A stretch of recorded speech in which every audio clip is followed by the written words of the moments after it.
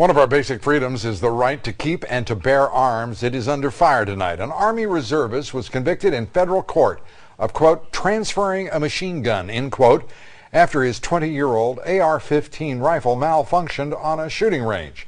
That malfunction caused the rifle to fire multiple rounds with one pull of the trigger. Now the husband and father of three is a convicted felon, and he's facing prison. Bill Tucker has our report. In July of 2006, David Oleson's life dramatically changed. A raid under the command of the Bureau of Alcohol, Tobacco, Firearms, and Explosives was carried out on his home in Berlin, Wisconsin by the local police, the Sheriff's Department, and the ATF. They used tools to pry, hydraulic tools to pry apart the door frame, kick the door in.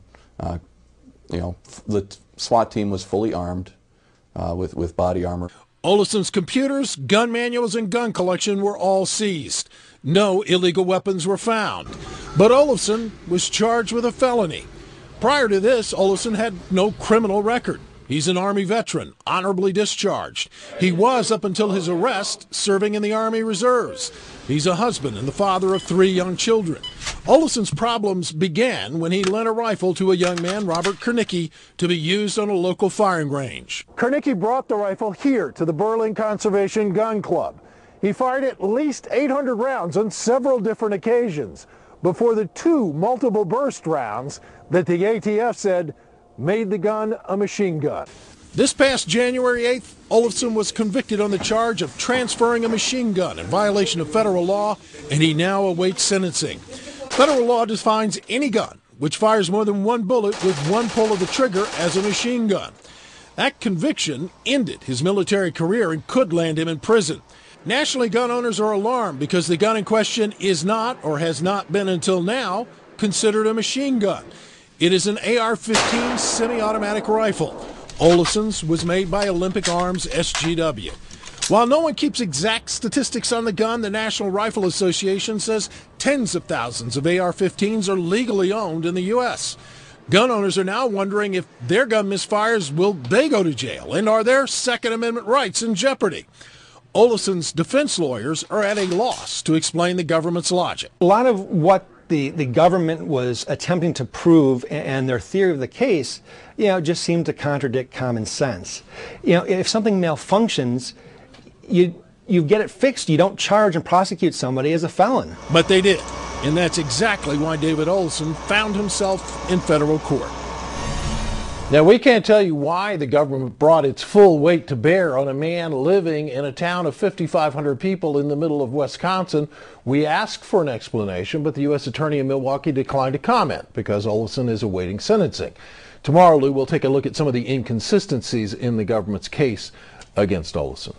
This is a remarkable story, a disturbing story.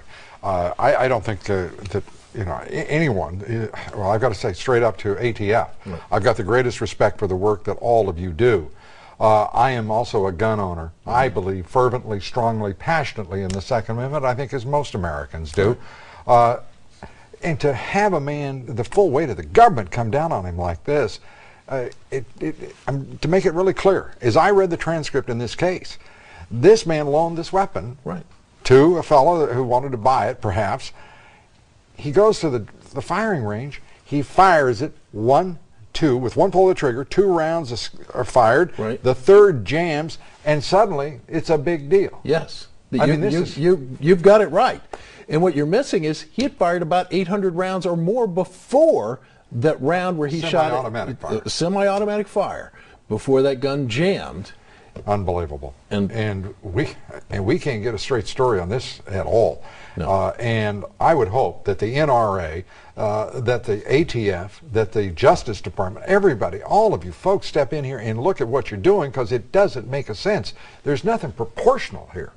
And this is an Army veteran we're talking about.